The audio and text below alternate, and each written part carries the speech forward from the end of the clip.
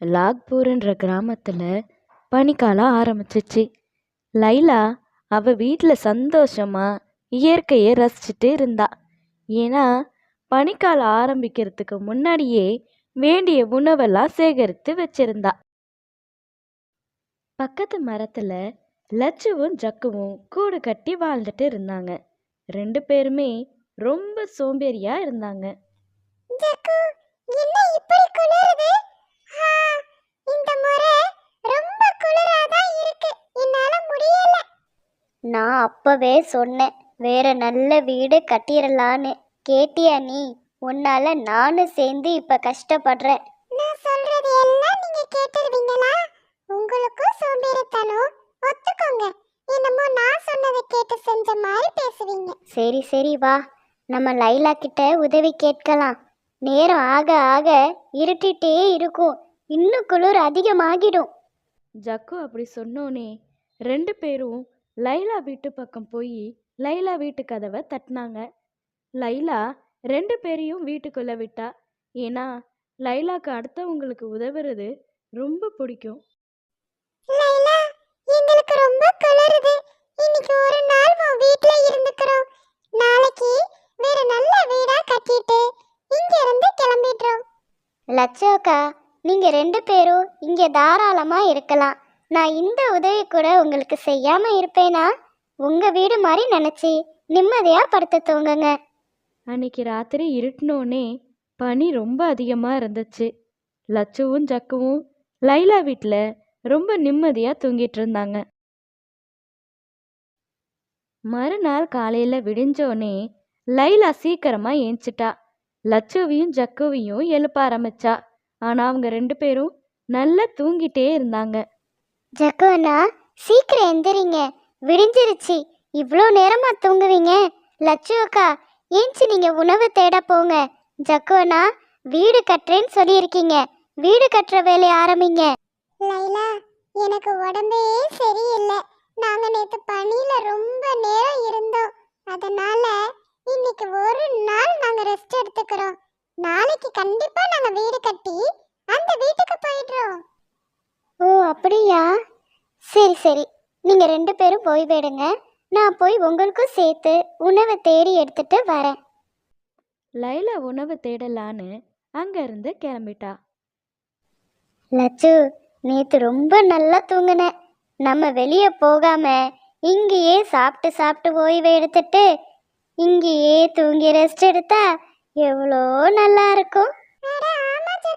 இதேதான் நானும் நினைச்சேன். சரி விடுங்க, இந்த லைலா கிட்ட நமக்கு உடம்பு சரியில்லைன்னு சொல்லி சொல்லி எவ்வளோ நாள் ஓட்ட முடியுமோ ஓட்டுவோம். அன்னைக்கு ராத்திரியும் லைலா கொண்டு அந்த உணவை சாப்பிட்டுட்டு லட்சுவும் ஜக்குவும் லைலா வீட்லேயே நிம்மதியாக தூங்கிட்டு இருந்தாங்க. மறுநாள் விடிஞ்சிருச்சு. லைலா ஜக்குவையும் லட்சுவையும் எழுப்பிட்டே இருந்தா. ஆனால் அவங்க 2 பேரும் எந்திரிக்கவே இல்லை. ரொம்ப நேரம் கழிச்சு எந்திரிச்சாங்க. ஜக்கு அண்ணா, எந்திரிங்க. இன்னைக்காவது 2 பேரும் வீடை கட்டிட்டு உணவு தேட ஆரம்பிங்க. என்ன லைலா, எங்களுக்கு உடம்பு சரி இல்லைன்னு தானே போகாம இங்கேயே இருக்கோம். எங்களுக்காக இந்த உதவி கூட செய்ய மாட்டியா?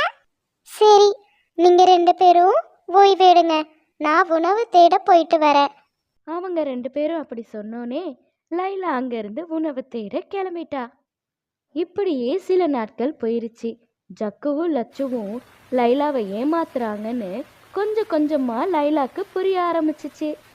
இவங்க 2 பேரும் என்னை ஏமாத்துறாங்கன்னு எனக்கு நல்லா புரிஞ்சிருச்சு. எப்படி இவங்க 2 பேரையும் நான் என் வீட்டை விட்டு வெளியே அனுப்புவேன்?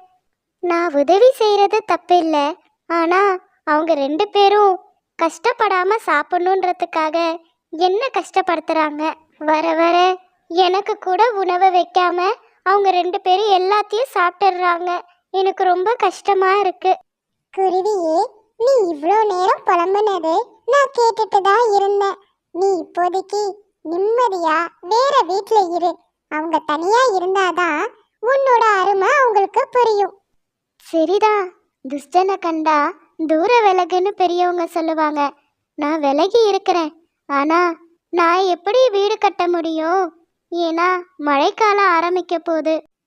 கவலைப்படாத, நான் இப்ப ஒரு மேஜிக் வீடா மாறிடுறேன்.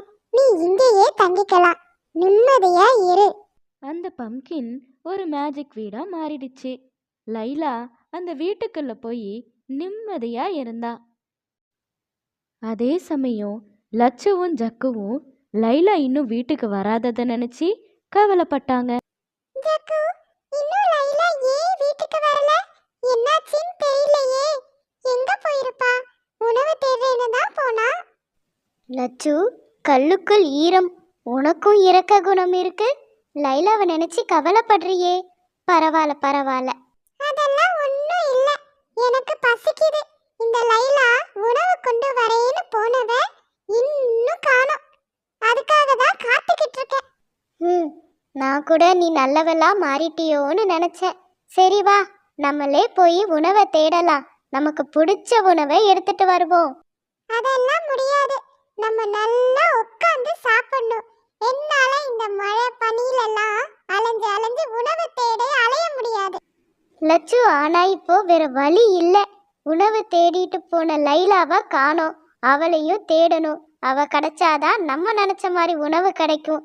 வா வா, போய் உணவை தேடிட்டு அப்படியே லைலாவையும் தேடிட்டு வரலாம். ஜக்கு அப்படி சொன்னோனே 2 பேரும் லைலாவை தேடலான்னு போனாங்க. ரொம்ப நேரம் கழிச்சு லைலா அங்க ஒரு பம்கின் வீட்ல நிம்மதியா இருந்ததை பார்த்தாங்க. ஜக்கு, பாத்தியா பாத்தியா, நம்ம கிட்ட வந்தா உணவு தேட சொல்லுவோன்னு இங்க தனியா வீடு கட்டிட்டு நிம்மதியா இருக்கு இந்த லைலா. நான் அவளை நிம்மதியா இருக்க விட்டுருவேனா? இப்ப பாருங்க என் நடிப்ப. அப்படி சொன்ன லட்சு அழுதுட்டே லைலாவை வெளியே கூப்பிட்டா. என்னாச்சு லட்சு அக்கா, ஏன் இப்படி அழுவுறீங்க? என்னாச்சு? நான் இங்கே தான் இருக்கேன்னு உங்களுக்கு எப்படி தெரியும்? லைலா, லைலா, என்ன மன்னிச்சிடு, என்ன மன்னிச்சிடு. உன்னை ஏமாத்தி நீ கொண்டு வர உணவை சாப்பிட்டு உன் வீட்லயே இருக்கலாம்னு நாங்க நினைச்சோம். கடவுள் எனக்கு நல்ல தண்டனை கொடுத்துட்டாரு. தண்டனையா? என்ன தண்டனை? என்ன சொல்றீங்க? எனக்கு ஒண்ணுமே புரியலையே. லைலா, நேத்து நைட்டு மழை பெஞ்சப்போ மின்னல் தாக்கி என் கண்கள் பார்வை இழந்துருச்சு. என்னால இப்ப பார்க்க முடியாது. உன்னோட இந்த அழகான முகத்தை பார்க்க கூட எனக்கு கொடுப்பனை இல்ல லைலா. அச்சச்சோ, என்ன சொல்றீங்க? உங்களுக்கு இப்ப பார்வையே தெரியலையா லட்சு அக்கா? ஐயோ, ஏன் தப்புதான். உங்க 2 பேரை நான் தனியா விட்டு வந்திருக்க கூடாது. வாங்க, நம்ம அந்த வீட்டுக்கே போலாம். இனிமே நான் உங்களை விட்டு எங்கேயும் போக மாட்டேன். லட்சுவோட நடிப்பை நம்பி லைலா மறுபடியும் அவ வீட்டுக்கே போயிட்டா. நீங்க 2 பேரும் ஓய்வெடுங்க. ஜக்குனா, நீங்க வீட்லயே இருங்க. லட்சு அக்காக்கு உதவியா இருங்க. நான் உங்களுக்கும் சேர்த்து உணவு தேடிட்டு வரேன். அப்படி சொன்ன லைலா உணவு தேட வெளியே போயிட்டா. குளிர்காலம் முடிஞ்சு மழைக்காலம் ஆரம்பிச்சிருச்சு. மழை ரொம்ப பெஞ்சனால லைலாக்கு உணவு தேடவே முடியல. பம்கின் வீடு பக்கத்தில் இருந்தனால கொஞ்ச நேரம் ஓய்வு எடுத்துட்டு மறுபடியும் உணவை தேடலான்னு முடிவு பண்ணுச்சு லைலா. அதே சமயம் ஜக்குவும் லட்சுவும் லைலா உணவு கொண்டு வருன்ற நம்பிக்கையில காத்துக்கிட்டே இருந்தாங்க. என்ன லட்சு, இந்த லைலா எப்போ வெளியே போச்சு? இவ்வளோ நேரம் ஆகி இன்னும் காணோம். எனக்கு ரொம்ப பசி எடுக்க ஆரம்பிச்சிருச்சு. வா, நம்ம வெளியே போய் பார்க்கலாம். அப்படி நினச்ச 2 பேரும் வெளியே வந்தப்போ மழையோட தாக்கம் அதிகமாக இருந்தனால மின்னல் தாக்கி 2 பேருக்கும் கண் பார்வை உண்மையாகவே போயிடுச்சு. என் கண்ணு, என் கண்ணு. இந்த கதையில் லைலாவோட நல்ல குணத்துக்கு எவ்வளோ பிரச்சனை வந்தாலும் எப்படி நல்லதே நடக்குதுன்னு தான் பார்க்க போகிறோம். ஒரு அழகான காட்டில் லைலா குருவி வாழ்ந்துட்டு வந்துச்சு. லைலா அந்த காட்டில் வீடு கட்டுற வேலையை பார்த்துட்டு இருந்துச்சு. நல்ல வளமான வீடு கட்டுறதுக்காக காட்டுக்குள்ள நல்ல குச்சியாக எடுத்துட்டு வந்து வீடு கட்டுச்சு. லைலா நேர்மையாக வேலை செய்கிறதுனால காட்டில் எல்லாரும் லைலா கிட்ட வீடு கட்ட சொல்லி கேட்பாங்க. ஒரு நாள் சோனுன்ற கிளிக்கு லைலா வீடு கட்டிட்டு இருந்தப்போ லைலாக்கு ரொம்ப அசதியாக இருந்துச்சு. சப்பா, ரொம்ப களைப்பா இருக்கு. கொஞ்ச நேரம் ஓய்வு எடுத்துட்டு அப்புறம் மீதி வேலையை முடிக்கலாம். அப்படி நினச்ச லைலா அங்கேயே படுத்து தூங்கிருச்சு. அந்த நேரத்தில் சோனு கிளி வீடு வேலை எவ்வளோ நடந்திருக்குன்னு பார்க்க வந்துச்சு. என்ன லைலா, வேலையை முடிக்காம தூங்கிட்டு இருக்க? நான் சொன்ன தேதிக்குள்ள நீ எனக்கு வீடை முடிச்சு கொடுத்துருவியா? எல்லாரும் நீ நல்லா பண்ணுவேன்னு சொன்னனால தான் உன்கிட்ட வந்தேன். உங்களுக்காக நான் காட்டோட எல்லைக்கே போய் நல்ல குச்சியா எடுத்துட்டு வந்து கட்டிக்கிட்டு இருக்கேன். அதனால ரொம்ப அசதியா இருந்துச்சேன்னு கொஞ்சம் தூங்கிட்டேன். நீங்க ஒன்றும் கவலைப்படாதீங்க, நான் சொன்ன டைம்குள்ள வீடை முடிச்சு தந்துடுறேன். அப்படி சொன்ன லைலா சோனு சொன்ன தேதிக்குள்ள வீடை கட்டி முடிச்சிருச்சு. அப்பாடா, ஒரு வழியா சொன்ன தேதிக்குள்ள வீட்டு வேலையை முடிச்சாச்சு. இப்ப சோனு கிளி வந்தா ரொம்ப பிடிக்கும்னு நான் நினைக்கிறேன். சோனு கிளி வீட்டை பார்க்க வந்துச்சு. ஆஹா ஆஹா, என்ன ஒரு அழகான வீடு! எனக்கு ரொம்ப சந்தோஷமா இருக்கு, எனக்கு ரொம்ப பிடிச்சிருக்கு. அப்படி சொன்ன சோனு லைலாக்கு பேசின காசை விட அதிகமான காசே கொடுத்துருச்சு. லைலாக்கு ரொம்ப சந்தோஷமா இருந்துச்சு. அந்த காசை எடுத்துட்டு லைலா வீட்டுக்கு போயிட்டா. இதுதான் லட்சு. லட்சுவும் வீடு கட்டுற வேலை தான் பார்க்குது. ஆனால் லட்சுவோட வீடு தரமாகவே இருக்காது. அதனால லட்சுக்கிட்ட யாரும் வீடு கட்ட சொல்லி கேட்க மாட்டாங்க. லட்சுக்கு லைலா மேலே ரொம்ப பொறாமையாக இருந்துச்சு. ஹே லைலா, நீ என்னோட தொழிலுக்கு போட்டியா இருக்க. எனக்கு உன்னை பார்த்தாலே பிடிக்கல. ஏன்னா எல்லாரும் நீ தரமா வேலை பண்றனால உன்கிட்ட தான் வீடு கட்ட வராங்க. எனக்கு பெரிய நஷ்டமா இருக்கு. நான் நல்ல நேரமா பார்த்து உன்னை இங்க இருந்து துரத்துறேனா இல்லையான்னு பாரு. அப்புறம் எல்லாரும் வேற வழி இல்லாம என்கிட்ட தான் வீடு கட்ட சொல்லுவாங்க. லட்சு லைலாவை சீக்கிரமா வெளியே அனுப்பணும்னு நல்ல சந்தர்ப்பத்துக்காக காத்துக்கிட்டு இருந்துச்சு. அதே சமயம் அந்த ஊர்ல இருந்த பண்ணையார் லைலாவை வர சொல்லியிருந்தாரு. வணக்கம் ஐயா, நீங்க எதுக்காக என்ன கூப்பிட்டீங்கன்னு நான் தெரிஞ்சுக்கலாமா? வா லைலா, என் தோட்டத்துல ஒரு வீடு கட்டணும். நீதான் நல்ல தரமா கட்டுவேன்னு ஊருக்குள்ள எல்லாரும் சொன்னாங்க. அதனாலதான் உன்னை கூப்பிட்டேன். ரொம்ப சந்தோஷம் ஐயா. கண்டிப்பா நீங்க நினைச்ச மாதிரி நான் நல்ல வளமான குச்சியா தேடி எடுத்துட்டு வந்து வீடு கட்டி தரேன். உங்களுக்கு கண்டிப்பா நான் கட்டுற வீடு பிடிக்கும். பார்க்கலாம் பார்க்கலாம். ஆனா ஒண்ணு, வீடு மட்டும் தரமா இல்லைன்னா நீ இந்த காட்டுலயே இருக்க முடியாது. நேர்மையா இருக்கணும், புரியுதா? பண்ணையார்கிட்ட சம்மந்தத்தை சொன்ன லைலா அங்கேருந்து கிளம்பி குச்சியை தேட ஆரம்பிச்சிச்சு. காட்டு ஃபுல்லாக தேடி நல்ல தரமான குச்சியாக எடுத்துட்டு வந்து லைலா வீடு கட்டவும் ஆரம்பிச்சிச்சு. நல்ல குச்சியாக தேர்ந்தெடுத்து அதில் வீடு கட்ட ஆரம்பிச்சதுனால வீடு ரொம்ப பிரமிப்பாகவும் பிரம்மாண்டமாகவும் இருந்துச்சு. அப்பாடா, கண்டிப்பா இந்த வீடு பண்ணையார் ஐயாக்கு பிடிக்கும்னு நான் நம்புறேன். ஏன் கண்ணே பற்றும் போல இருக்கு. முதல்ல சுத்தி போடணும். ரொம்ப அசதியா இருக்கு. அப்படியே படுத்து ஒரு தூக்கத்தை போடுவோம். அப்படி நினச்ச லைலா அங்கேயே படுத்து தூங்க ஆரம்பிச்சிருச்சு. இதை பார்த்துட்டு இருந்த லட்சு அந்த வீடோட பக்கத்தில் வந்துச்சு. அடேங்கப்பா, இவ்ளோ தரமா பிரம்மாண்டமான வீடா! ஆஹா, நானே அசந்து போயிட்டேன். இத மட்டும் பண்ணையாரோ இல்ல ஊர் மக்கள் பார்த்தாங்க, அப்புறம் நமக்கிட்ட வீடு கட்டித்தாங்கன்னு சொல்லிட்டு வர ஒருத்தர் ரெண்டு பேரு கூட வர மாட்டாங்க. இந்த லைலாவை இப்ப ஏதாவது பண்ணணுமே. இல்ல இல்ல, இந்த வீட்டை பண்ணலாம். அப்படி நினச்ச லட்சு அந்த வீட்டை ஒரு கோடாரி வச்சு உடைச்சிருச்சு. யாரும் பார்க்கறதுக்கு முன்னாடி அங்கேருந்து கிளம்பிருச்சு. கொஞ்ச நேரத்துல லைலா முழிச்சு பார்த்துச்சு.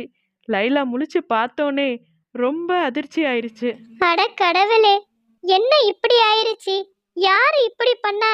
நான் எவ்வளோ கஷ்டப்பட்டு இந்த வீடை கட்டினேன். இன்னும் கொஞ்ச நேரத்துல பண்ணையார் வந்துருவாரே. பண்ணையார் கேட்டா நான் என்ன சொல்லுவேன்? வீடு தரமா இல்லைன்னா ஊரை விட்டு அனுப்பிடுவேன்னு சொன்னாரு. வீடே உடஞ்சி இருக்கே, இப்ப நான் என்ன செய்வேன்? லைலா அழுதுட்டு இருந்தப்போ அங்கே ஒரு மேகம் வந்துச்சு. லைலா, நீ ஏன் அழுகுற? எனக்கு உன்னை ரொம்ப பிடிக்கும். நான் உன்னை ரொம்ப நாளா பார்த்துட்டே தான் இருக்கேன். நீ இவ்வளோ நல்லவளா இருக்கே, நீ அழுதா எனக்கே கஷ்டமா இருக்கு. மேகமே, நான் தூங்கிட்டு இருந்தப்போ யாரோ வந்து இந்த வீட்டை உடைச்சிட்டாங்க. பண்ணையார் இப்போ வந்துருவாரு. நான் என்ன பதில் சொல்லுவேன்? நீ கவலைப்படாதே, நான் உனக்கு உதவி செய்யறேன். நான் இப்போ பண்ணையார் வீட்டு பக்கம் மழை பொழிய போறேன். பண்ணையார் மழை நின்னதுக்கு அப்புறம் கிளம்புவாரு. அதுக்குள்ள நீங்க வீட சரி செஞ்சிடு. ஆனால் அப்படி கொட்டுற மழையில நான் மட்டும் எப்படி வேலை செய்ய முடியும்? நானும் நனைஞ்சிருவேனே, உடம்பு முடியாம போயிடும். உன் பக்கம் மழை வராது. நீ நிம்மதியா உன் வேலையை முடிச்சிரு. நான் பண்ணையார் வீட்டு பக்கம் மழை பொழிஞ்சிட்டு வரேன். அப்படி சொன்ன மேகம் மழையை பொழிய ஆரம்பிச்சது. ஆனால் லைலா இருந்த பக்கம் மழையே இல்லை. லைலா ரொம்ப நிம்மதியாக வீடை சரி பண்ண ஆரம்பிச்சா. லைலா வீடை சரி செஞ்சதும் மேகம் மழையை நிறுத்திடுச்சு. மழை நின்னதும் பண்ணையார் வீடை பார்க்க வந்துட்டாரு. அட, இவ்வளவு பிரம்மாண்டமான வீடா? லைலா, உண்மையில் நீ சிறந்த ஆளுதான். உனக்கு பேசின காசை விட அதிக காசை கொடுக்கணும்னு நான் முடிவு பண்ணிட்டேன். பண்ணையார் காசை கொடுத்ததும் லைலா ரொம்ப சந்தோஷமா அந்த காசை எடுத்துக்கிட்டா. இது மட்டும் இல்ல, இனிமே எங்க நான் வீடு கட்டினாலும் ஒன்னதான் கூப்பிடுவேன். உனக்கு சிறந்த பரிசு தரணும்னு முடிவு பண்ணிட்டேன். ரொம்ப நன்றிங்க ஐயா. லைலா பண்ணையார் கொடுத்த காசை எடுத்துட்டு வீட்டுக்கு கிளம்பிட்டா. வீட்டுக்கு போய் நிம்மதியா ஓய்வு எடுத்தா. அதே சமயம் லட்சுவோட வீடு ஏற்கனவே பலவீனமா இருந்தனால மழை பெஞ்சப்போ வீடு கீழே விழுந்து உடஞ்சிருச்சு. லட்சு வீடு உடஞ்சதை நினைச்சு அழுதுட்டே இருந்தா. ஹாய், இன்னைக்கு சப்ஸ்கிரைபர்ஸ் நேரம் பார்க்கலாம் வாங்க. Hi Renu, hi Abdul, hi Ajmal. இதே மாதிரி உங்களோட பேரும் சப்ஸ்கிரைபர்ஸ் நேரத்தில் வரணும்னா கமெண்ட்ஸில் போஸ்ட் பண்ணுங்கள். ஓகே, பாய்.